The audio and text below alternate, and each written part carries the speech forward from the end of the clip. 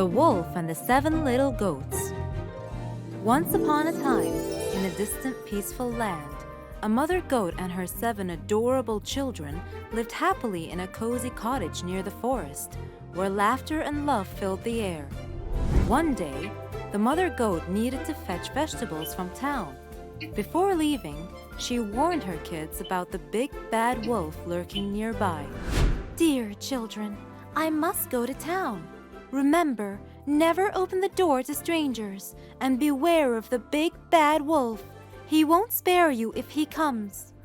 The 7 little kids responded harmonically, Yes, Mother.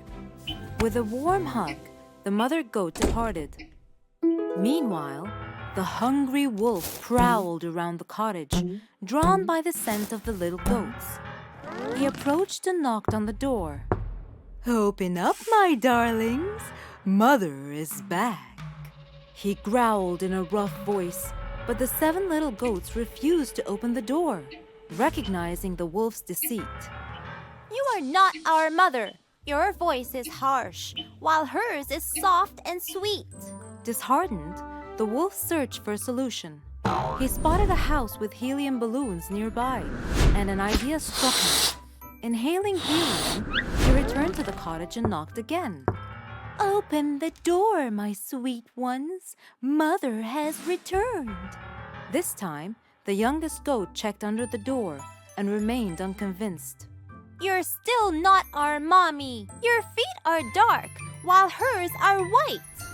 Determined to deceive, the wolf covered his dark paws with white flour from a nearby bakery. With his feet now white, he returned to the cottage and tried once more. "Open up, my darlings.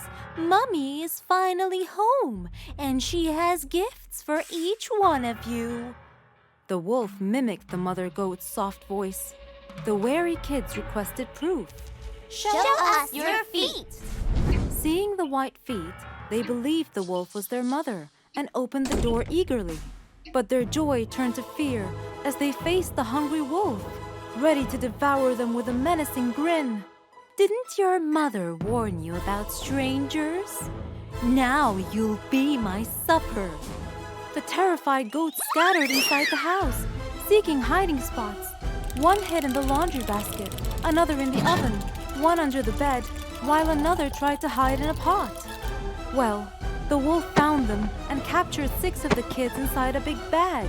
But the youngest, cleverly hiding in the clock case, managed to escape. Planning a grim dinner, the wolf left the house carrying the big heavy bag and headed into the forest. By the river, he lay beneath a tree to rest a bit and soon fell asleep with the bag next to him. Meanwhile, the mother goat returned to find her cottage in chaos. "Oh no! What happened here? Where are my sweet little kids?" Horrified, she searched for her missing children and heard a faint noise coming from the clock. Upon opening it, the scared baby goat leapt into her arms.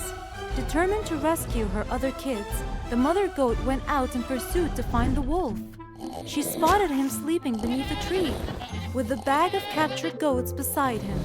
She quickly released her little ones and devised a plan to end the wolf's threat. "Fetch some big stones, my sweethearts. We'll fill the wolf's bag while he sleeps," she instructed. The little goats obeyed, filling the bag with heavy stones. As the sun set, they returned home safely, grateful for their escape and their unbreakable bond. The next day, the thirsty wolf woke up and rushed to the river, carrying the heavy bag. But as he leaned in to drink, the weight of the stones pulled him into the water, never to be seen or heard from again. Peace returned to the forest, thanks to the bravery and cleverness of the mother goat and her little kids. The Old Man and His Grandson. Once upon a time, in a small village, lived a single father named Jack, affectionately known as Jack the Jolly, due to his perpetual cheerfulness. Jack adored his son, Hansel, and ensured he had a happy, love-filled childhood, never letting him feel the absence of a mother. He cooked, played games, and comforted the little boy when he felt sorrow.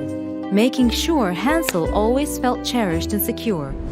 Hansel grew up to be known as Hansel the Handsome. His charming looks and kind nature earned him this nickname. He cared for Jack, remembering his sacrifices and love.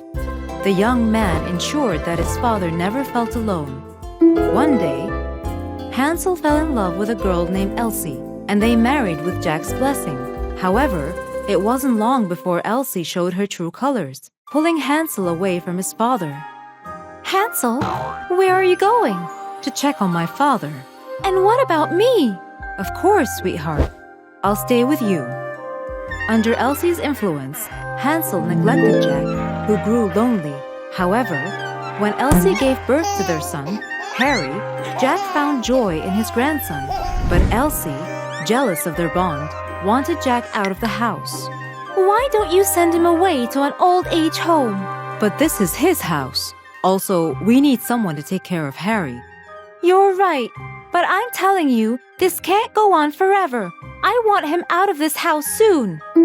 8 years later, Jack's health declined significantly.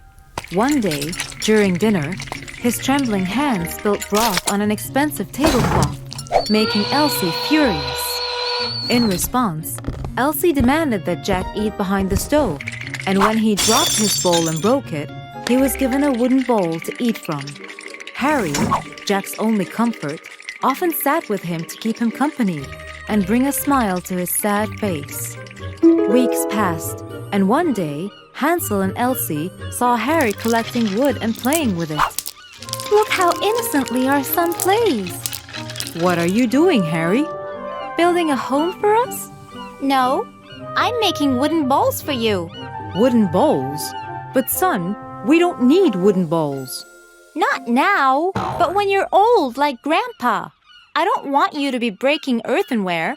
That's why I'm making them now. Hansel and Elsie were struck by their son's words, realizing the cruelty they had inflicted on Jack. The innocence of Harry's actions mirrored their future, awakening a sense of shame and remorse in them. "We've been so unkind," Hansel lamented, his voice heavy with regret. "Let's treat Father better," Elsie agreed, tears welling in her eyes. Their son made them realize that one should always take care of his parents when they are old, or they take care of him when he is young. From that day forward, they took good care of Jack, ensuring he ate with them and was surrounded by love and respect. Hansel vowed to always honor his father. Jack's final years were filled with warmth, uniting the family once again. The true magic of Christmas. Once upon a snowy Christmas Eve in Cozy Town, a sweet little girl named Lily was admiring the decorations at the Christmas market with her family and pets. Rufus, the adventurous beagle, known for his love of digging up surprises. Whiskers, the curious cat, famous for his inquisitive nature and stealthy ways. And Polly, the chatty parrot, whose colorful feathers matched her vibrant personality. With her wide-eyed wonder, Lily wandered away from her family while admiring the twinkling lights. Suddenly, she found herself lost in the bustling holiday market. As panic began to set in, Rufus noticed Lily's plight. He interrupted Whiskers, who was really busy chasing a mouse. "Come quickly, we have a mission. Lily is missing." Whiskers directly braked. I will postpone eating you till after finding Lily. Have a last great evening. Can you postpone it till after Christmas? There will be lots of evenings filled with milk and cookies. Please? Tempting.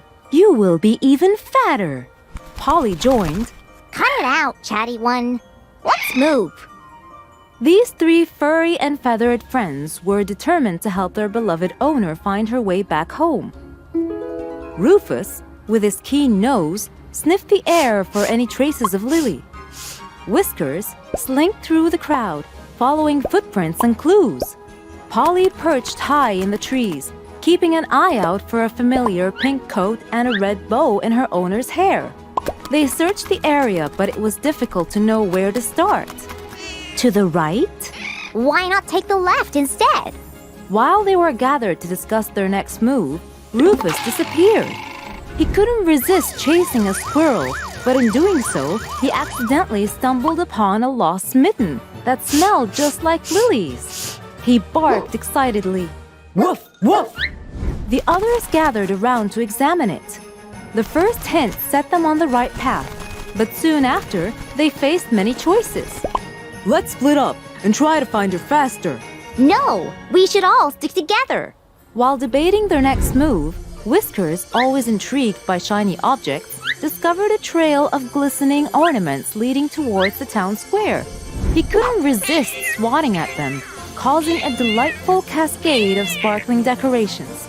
Admiring his playfulness, the pets realized Lily might be nearby. They took confidently the path, understanding her love for all things bright and shiny. Arriving then at a crossroad, Polly flew high above, screeched and squawked, attempting to mimic Lily's sweet voice. Oh, how beautiful it is in here!